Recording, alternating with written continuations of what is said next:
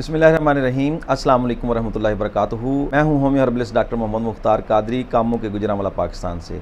आज हम जिस टॉपिक पर बात कर रहे हैं वो है इहतिलाम, नाइट फॉल। नौजवानों में ये मसला आम है। सबसे पहले जब भी आप कोई मर्ज़ जो है आपको महसूस हो, किसी में जब कोई मर्ज़ हो, तो वो मर्ज़ जो है उसका सबब तलाश करते हैं कि आखिर उसका सबब क्या है। तो आज हम इस वीडियो में इहतिलाम पर तफसील के साथ बात करेंगे। मैं बताऊंगा आपको इसमें कि सबब इसका क्या है, किस वजह से इहतिलाम जो है होता है, और ये तिब्बे मुफ्रदा के मुताबिक कौन सी तहरीक या कौन से मिजाज में होता है, और इसका ग़िज़ाई इलाज क्या है और इसका दवाई इलाज क्या है। इंशाल्लाह साथ जुड़े रहें, आपको इंशाल्लाह इससे बहुत ज़्यादा फ़ायदा होने वाला है। नौजवान क्या, जो शादीशुदा अफराद हैं उनमें भी ये मसला पाया जाता है। तो इस पर तफसील से आज बात करेंगे और आपको मैं बड़े तफसील से और जामिया अंदाज में आपको बता दूंगा कि इसका सादा सा इलाज क्या है, इसके असबाब क्या हैं। तो मेरे साथ जुड़े रहें, चैनल को सब्सक्राइब कर लें अगर आप नए हैं, और लाइक ज़रूर कर दिया करें, इससे चैनल की जो है वो रेटिंग जो है वो बढ़ती है। बहुत शुक्रिया। तो चलें शुरू करते हैं। इहतिलाम जो है या नाइट फॉल जो है ये क्या है। इहतिलाम रात को सोते हुए या सुबह भी दिन के वक्त सोते हुए या बग़ैर सोने के भी ज़रा सी ज़कावत हिस्स बढ़ जाए या शहवत तारी हो जाए तो इखराज हो जाता है। यानी रात को लेटे हुए ख्वाब में और बग़ैर ख्वाब के, और बाज़ औक़ात जब इसकी शिद्दत बढ़ जाती है तो चलते फिरते जो है ना वो ज़रा सी शहवत आई और मादा मनविया का इखराज हो गया। इसको कहते हैं इहतिलाम। अब चलते हैं इसके सबब की तरफ कि आखिर वजह क्या है। पहले नंबर पर फासद ख्यालात का गलबा रहना जो है ना, ये इसकी बहुत बड़ी वजह है। दूसरा, शादी, अगर नौजवान जो है वो शादी की उम्र को पहुंच चुका है तो उसकी शादी ना होना, ये भी इसकी बड़ी वजह है।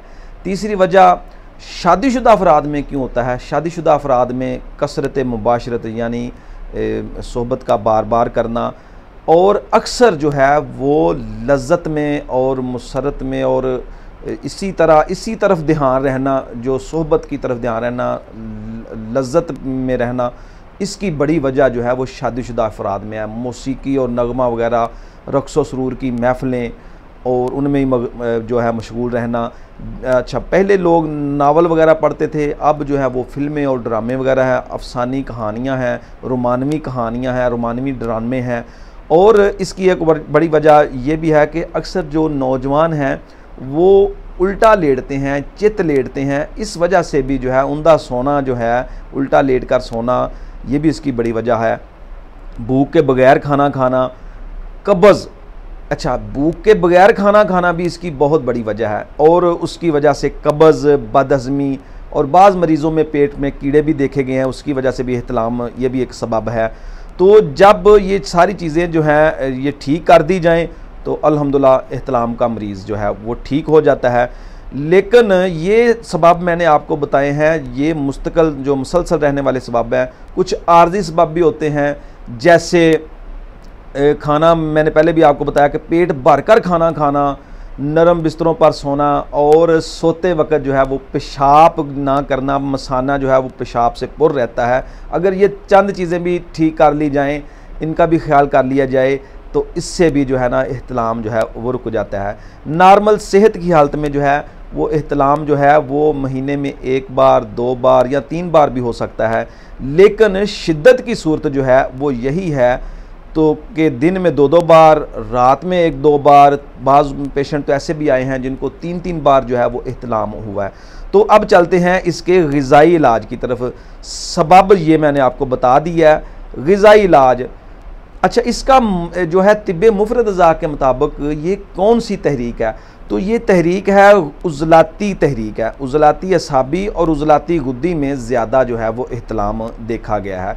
तो ऐसे मरीज़ों को डॉक्टर दोस्त मोहम्मद साबर मुल्तानी रहमतुल्लाह ने इसको उज़लाती ही लिखा है।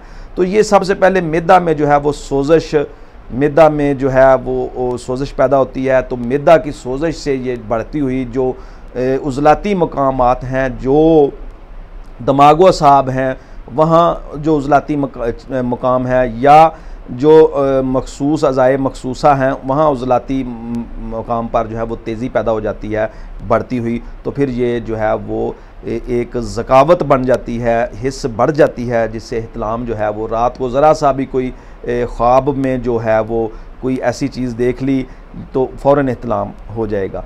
तो ऐसे मरीज़ों के लिए मैंने आपको एहतियात बता दी है कि ये कुछ चीज़ें जो हैं वो इनको जो मैंने पीछे बताई हैं इनसे आप जो है वो परहेज़ करें, अपना लाइफस्टाइल बदलें, अपनी जो है वो जल्दी खाना खा लिया करें, भूख के बगैर खाना ना खाएं, बगैर पेट भरा हुआ हो तो फिर खाना बिल्कुल ना खाएं, और खाना जो है वो शाम से पहले खा लिया करें।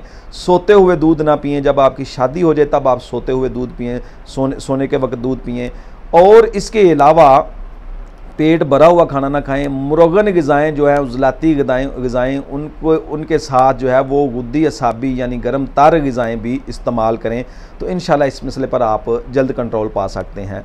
तो ये उज़लाती मसला है। इलाज के लिए गुद्दी उज़लाती से गुद्दी असाबी दवाएँ सबसे बेहतर, गुद्दी असाबी चीज़ें जो हैं या दवाएँ जो हैं या ग़िज़ाएँ जो हैं वो सबसे ज़्यादा बेस्ट हैं।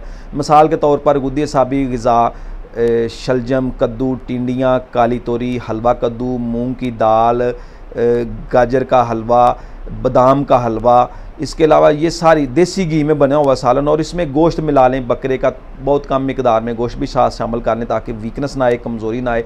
तो गुद्दी असाबी चीज़ें खाने से मैंने देखा है कि अक्सर इहतलाम के मरीज़ जो है वो ठीक हो जाते हैं। ऐसे मरीज़ जिनको गुद्दी उज़लाती दवाएँ भी दी हैं उनको फ़ायदा नहीं हुआ, तो उनको गुद्दी असाबी दवा और ग़िज़ा जब इस्तेमाल कराई गई है तो वो ठीक हो गए हैं। तो अब चलते हैं इसके इलाज की तरफ। सादा और आसान नुस्खा आपको बताऊंगा, बनाने में भी आपको आसान, कोई परेशानी नहीं होगी। महंगे नुस्खा जात से मैं जो है वो परहेज़ करता हूं ताकि मेरे जो व्यूवर्स हैं उनको कोई परेशानी ना हो, कोई महंगे नुस्खा जात जो है वो बनाने में। अपने दो चीज़ें लेनी हैं बस। सना मक्की के पत्ते लेने हैं आपने 3 हिस्से। मिसाल के तौर पर अगर आप सना मक्की के पत्ते 3 हिस्से 50-50 ग्राम कर लें, 150 ग्राम सना मक्की के पत्ते हो जाएं, और अब आपने इसमें 50 ग्राम जो है वो खाने वाला नमक जो है वो इसमें पाउडर कर लें। दोनों चीज़ें अच्छी तरह बारीक पीस लें, पाउडर करके रख लें। निसफ़ ग्राम से 1 ग्राम तक, निसफ़ ग्राम काफ़ी है, दिन में 3 बार इस्तेमाल करें, ताज़े पानी के साथ, बर्फ़ वाला पानी ना पिएँ, तो इंशाअल्लाह अज़ीज़ इस मसला से आपकी जान छूट जाएगी, इहतलाम का मसला आपका ठीक हो जाएगा। दूसरा नुस्खा जो है वो नोट कर लें, आपने बादाम की गिरियाँ भिगो लें रात को पानी में, तकरीबन 30 गिरियाँ भिगो लें पानी में, तो उनको सुबह जो है वो छील कर दाल में चीनी मिक्स कर लें, तो उनको भी पीस लें साथ, और देसी घी में उनको फ्राई कर लें, नॉर्मल सा देसी घी हो जिसमें वो हल्की सी वो भुन जाएँ, फ्राई हो जाएँ, हल्की सुर्खी माइल हो जाएँ, तो आप उनको उतार लें, उतार कर जो है वो ठंडी कर लें, और वो एक टाइम जो है उनमें से 2 चम्मच 3 चम्मच जो है ना, ये आप बतौर नाश्ता भी आप कर सकते हैं, उसके साथ दूध भी इस्तेमाल कर सकते हैं। तो इंशाअल्लाह अज़ीज़ एहतलाम का मसला आपका ठीक हो। ये दोनों नुस्खा जात जो है ना वो मिलाकर इस्तेमाल करें, आपका पुराने से पुराना एहतलाम का मसला जितना मर्जी पुराना हो इससे इंशाअल्लाह ठीक होगा। पेट के और कई अमराज ठीक हो जाएंगे, पेट में कीड़े मौजूद होंगे तो वो भी खारिज हो जाएंगे। इसके अलावा बाज़ मरीज़ों के जो है मुँह से वो राल बहती है रात को सोते हुए, ऐसे मरीज़ों के लिए भी ये बहुत ही ज़्यादा मुफीद नुस्खा है। उम्मीद है नाज़रीन आपको नुस्खा पसंद आया होगा, आज की गुफ्तगू पसंद आई होगी। पसंद आए तो लाइक ज़रूर कर दिया करें और दोस्तों के साथ वीडियो को शेयर कर दिया करें, इससे जो है वो उनको भी फ़ायदा होगा। तो मिलते हैं किसी नई वीडियो में नए टॉपिक के साथ, इजाज़त दीजिए। अस्सलामु अलैकुम वरहमतुल्लाहि वबरकातुहू।